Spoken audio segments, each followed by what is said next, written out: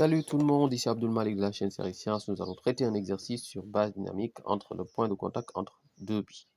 Donc vous avez ici en fait une bille que je vais nommer B1 qui fait une masse de 40 grammes, ok, assimilable à un point matériel, ok. Une autre bille B2 qui est elle ponctuelle et qui a une masse de 20 grammes et qui est posée sur le rebord d'une table de hauteur H est égale à 80 cm. La bille B1 est amenée au point A et le fil occupant ici la position CA que l'angle alpha fait avec 60 degrés, angle 60 degrés, et ici la bille B2 quant à elle est lâchée sans vitesse initiale. On va négliger l'influence de l'air. On a ici une vitesse V1. À quelle vitesse V1 la boule vient heurter la boule B2? Calculer la tension du fil quand la boule B2 passe par le point O. Et en troisième lieu, en admettant que le choc est parfaitement élastique, calculer la vitesse V2 de la boule B2 juste après le choc. Quatrièmement, dans le repère OIJ, l'équation du mouvement de la boule B2 après le choc, en fait, puis établir, on demande d'établir l'équation cartésienne dans un repère et ainsi donner sa nature. Ensuite, en dernier lieu, donner le coordonnées du point I, le point d'impact de la boule B2 sur le sol, puis calculer la durée de son mouvement entre les points O et I. Donc, premièrement, déterminer la vitesse V1. Pour cela, nous allons tout d'abord présenter ici le théorème de l'inertie cinétique. Delta E c'est égal à 1 demi. Somme des travaux des forces extérieures. Bon, avant cela, on va déterminer ici les différentes forces. Vous avez le poids, vous avez la tension, et du coup, on va mettre 1 demi de mv, que je vais nommer 1 au carré, moins 1 demi de mv initial au carré, à savoir mv0. Et là, le poids, son travail, comme c'est une descente, ce sera mg petit h. Ok, mg petit h. Très bien, je vais bien écrire h. Donc, après, vous avez le travail, de la tension. Ce que vous devez savoir à ce niveau, c'est que le travail de la tension est, lui, nul, car il est orthogonal au mouvement. Il est orthogonal au mouvement, et donc, du coup, son travail est nul. Par conséquent, la relation va être en rapport avec le travail du poids. Ok, et on doit déterminer ici petit h. Petit h, c'est cette hauteur. Or, grand H, c'est la hauteur de OAC. Donc, ce qu'il faudra faire pour déterminer H, on va faire ici, on va soustraire cette hauteur qui correspond au cosinus formé avec le triangle à ce niveau. Et donc, vous aurez H est égal à L moins L cos alpha. Voilà. Bon, là, ça fait L1 moins cos alpha. Vous voyez bien. Et par conséquent, oui, j'oubliais ici la vitesse est nulle. OK, parce qu'elle est laissée sans vitesse initiale. Voilà. Donc, nous aurons finalement une relation qui fait 1 demi de mv1 carré est égal à travail uniquement du poids. Voilà, donc V1 carré, bon là je vais simplifier les M et après je vais multiplier par 2, ce qui me fait V1 carré. De ce côté je multiplie par 2 et de ce côté je multiplie par 2, 2GL 1 moins cos alpha. Vous voyez bien. Bon, là finalement j'ai V1 est égal à racine de 2GL 1 moins cos alpha. Vous avez bien vu. Bon, nous allons faire ici l'application numérique. Et donc, vous avez ici 2 fois G qui est égal à 10 fois L 0,9 vu que c'est 90 cm. 1 moins 0,5 vu que cos de alpha c'est cos de 60 et cos de 60 est égal à ici 0,5. On trouvera après V1 qui sera égal à 3 mètres par seconde. Ensuite, on va ici déterminer l'intensité de T. Pour cela, il faudra, on va prendre le mouvement de la boule quand il quitte le point A jusqu'au point C. Et vous voyez bien que l'angle alpha varie. Et donc, vous avez l'accélération qui va avoir deux composantes, tangentielle et normale. OK? Et donc, le mouvement se fera ici sur la normale. Et par conséquent, on pourra en fait utiliser la normale suivant AN. Et en plus, on pourra, avec le théorème du centre d'inertie, dire que MAN, vecteur, est égal à PN plus TN, c'est-à-dire les composantes sur la normale de PN et TN. Ensuite, nous allons ici allonger l'axe N pour déterminer l'angle que fait P avec la normale. Et on trouve ici que c'est toujours l'angle alpha M vu que c'est, voilà, vous voyez bien. Maintenant, pour la composante de P, ce sera le cosinus. Donc, on va dire, en fait, ça va nous permettre d'avoir ici MAN est égal à. Donc, comme P est dans le sens contraire, moins MG, cos alpha M plus T, parce que T, il est déjà sur la normale. Voilà. Bon, j'oubliais également, là, on parle de norme, donc pas de question de vecteur. Et on va donner les conditions à la position 0, à la position O, autant pour moi. Vous avez en fait AN qui est d'autre que V2 carré sur L et alpha M qui est lui égal à 0. Donc son cosinus est égal à 1. Donc mv carré sur L plus, ici je vais transposer moins mg cos alpha, donc moins mg plus mg cos 0 est égal à t. Et on va ici, voilà, déterminer la valeur. Et on va finalement écrire t en simplifiant, en factorisant plutôt par m, est égal à v carré sur L plus g. Et on fait l'application numérique. La masse est 40 grammes, donc 0,04.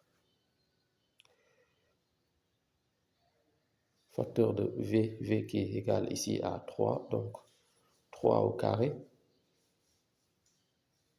sur L, sur 0,9 autant pour moi. Plus ici 10, et là ça nous fait 0,8 newton. Maintenant, la suite consiste ici à déterminer en fait Vse par la loi de la conservation. Vous avez ici tout d'abord la loi de la conservation de quantité de mouvement. Ensuite, vous aurez la loi de conservation de l'énergie cinétique.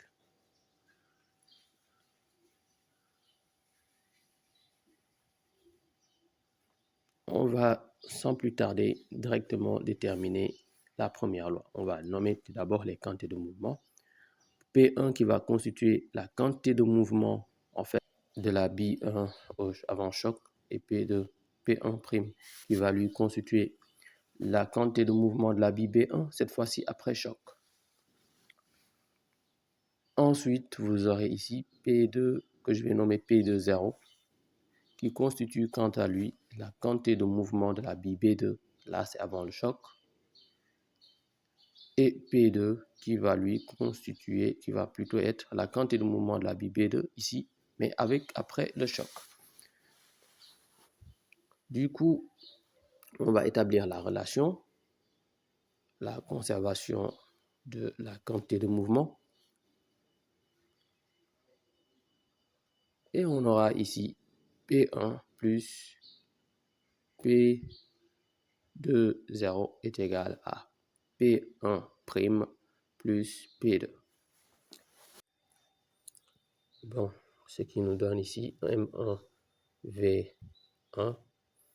Et donc cette expression est nulle car à ce niveau, la vitesse initiale de la boule B2 était nulle avant le choc.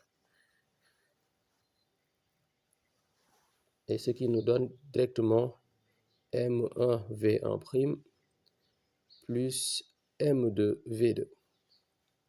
Bon, rapidement, on va mettre tout dans le premier membre en fonction de M1. Donc M2 V2 est égal à M1 V1 moins V1'. Donc, voici notre première relation que je nomme 1. Puis maintenant, on conserve ici, on fait la conservation de l'énergie cinétique. Et nous aurons ici EC1 plus EC2.0 est égal à EC1' plus EC2. Donc, dans le sillage de ce que nous avons fait tout à l'heure, c'est le même principe que pour les quantités de mouvement 1, 2.0, 1' et 2. Vous avez bien vu. Donc, du coup, on pourra procéder de la sorte et EC2.0 est égal à 0 vu que la vitesse est nulle avant le choc. Bon, rapidement, ça va nous donner ici 1 demi de m V1 carré est égal à 1 demi de m V'1 au carré plus 1 demi de m V2 au carré. Bon, là, c'est plus simple. On va juste simplifier les 1 demi. Attention, très bien, voilà. Oui. Puis avant d'aller plus loin, ici, j'oubliais, c'est M1, et pour l'autre, c'est M2. Voilà, c'est les masses correspondantes au bi. Bon, là, bien sûr, on va factoriser par les V1 dans un membre, et parce qu'en fait, vous aurez qui sont associés à M1. Donc, ce qui fait M1, voilà, vous avez cette relation. Et là, ça qui me fait M2, V2 carré. Et là, c'est ma deuxième relation. Et donc, on va utiliser ces deux relations, deuxième sur premier, et ça va nous donner directement, quand vous factorisez, donc V2 qui sera égal à V1 plus V1'. Donc, troisième relation. De cette troisième relation, on va remplacer la valeur ou bien l'expression de V2 dans l'expression qu'on a en E, en 1. L'expression 3 dans l'expression 1. Maintenant, regardez bien, on remplace ici V2 par V1 plus V1'. Donc, on a ici M1, V1 moins V1' est égal à ici M2. Donc, V2 est égal à V1 plus V1'. Donc, M2 facteur de V1 plus V1'. Du coup, nous allons développer tout ça.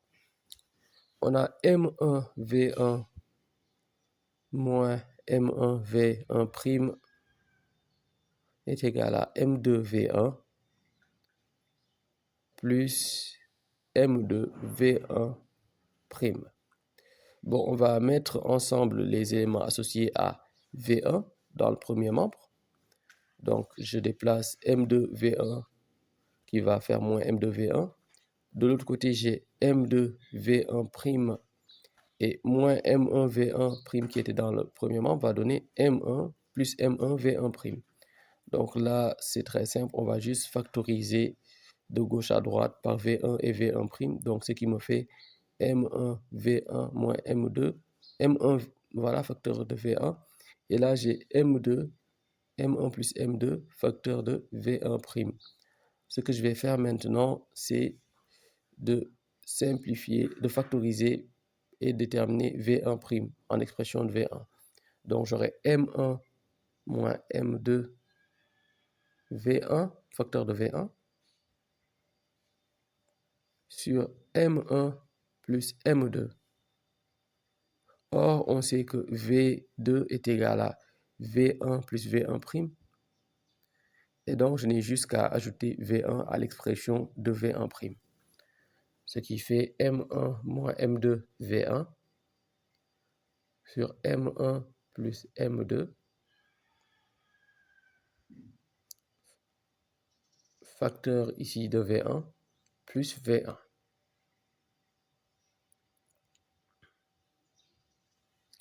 Finalement, cette expression va, après calcul, me donner une valeur de, ici, Bon, on va calculer rapidement 0,04, 40 grammes, moins 0,02, 20 grammes,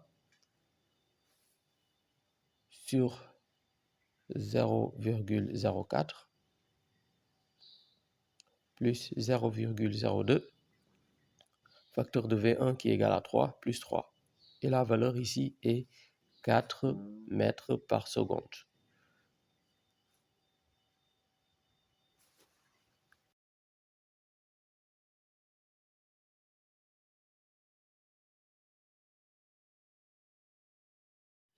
Bon, du coup, vous aurez après choc, en fait, la bille B2 qui va effectuer un mouvement dans un champ de pesanteur.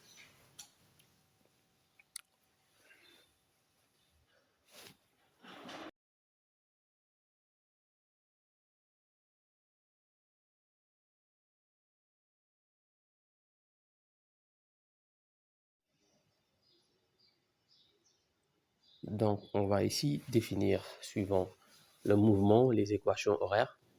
OK, vu qu'il s'agit ici d'un mouvement, en fait, dans un champ de pesanteur. Et suivant deux axes X et Y étant orientés vers le bas, donc les valeurs qui sont négatives ici, pour Y, normalement, deviendront positives. X0 est égal à 0, Y0 est égal à 0. Vous aurez les composantes de V0. Et donc, vous voyez V0X et V0Y. Bon, regardez bien, V0, lui, il est ici horizontal directement. Donc, il n'aura qu'une composante suivant l'axe des abscisses. Donc, V0X est égal à V3 ici. V2, autant pour moi. Et là, vous aurez 0. Ensuite, pour ce qui est de l'accélération, on va utiliser ici AX et AY. Et comme le mouvement est un mouvement de chute, vous aurez ici juste sa composante qui se fera suivant la verticale et en rapport avec l'intensité de la pesanteur. AX est égal à 0. AY est égal à G. Bien sûr, là, j'ai juste simplifié le passage au théorème du centre d'inertie. Pour vous, il vous est obligatoire de le faire, OK? Bon, ce qui me fait OM vecteur, c'est coordonnées X en fonction du temps et Y en fonction du temps. Vous aurez V de T et de l'autre côté, vous aurez G sur 2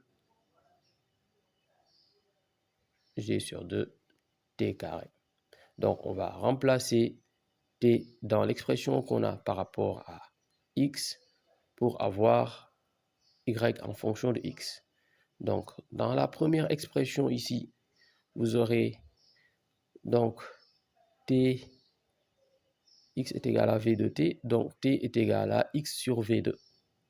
Donc, on remplace T dans l'expression de Y, ce qui fait Y est égal à G sur 2, facteur de X sur V2, le tout au carré.